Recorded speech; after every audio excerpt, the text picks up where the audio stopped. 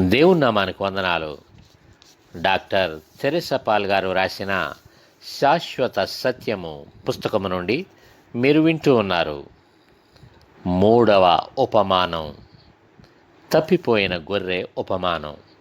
లోకాసు వార్త 15వ అధ్యాయం 1 నుండి 7 వచనాల వరకు. అందుకైన వారితో మరి ఒక ఉపమానము చెప్పెను. మీలో ఏ మనుష్యునికైనను 100 గొర్రెలు కలిగి ఉండగా వాటిలో ఒకటి తప్పిపోయిన ఎడల అతడు 99 అడవిలో విడిచిపెట్టి తప్పిపోయినది దొరుకు వరకు దానిని వెదక వెళ్ళడా?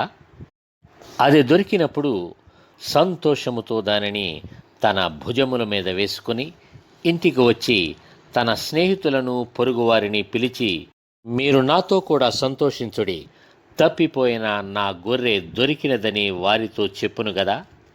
అటువలే మారు మనస్సు అక్కరలేని 99 మంది నీతిమంతుల విషయమై కలుగు సంతోషము కంటే మారు మనస్సు పొందు ఒక్క పాపి విషయమై పరలోకమందు ఎక్కువ సంతోషము కలుగును. 4వ ఉపమానం, పోగొట్టుకున్న నాణెము యొక్క ఉపమానం. లోకాసు వార్త 15వ అధ్యాయం.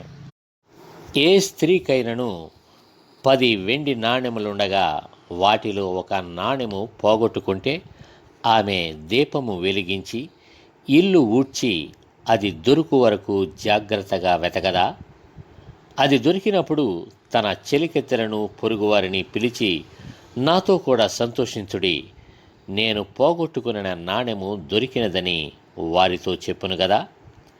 అటువలే మారు మనస్సు పొందు ఒక పాపి విషయమై దేవుని దూతల ఎదుట సంతోషము కలుగునని మీతో చెప్పుచున్నాను.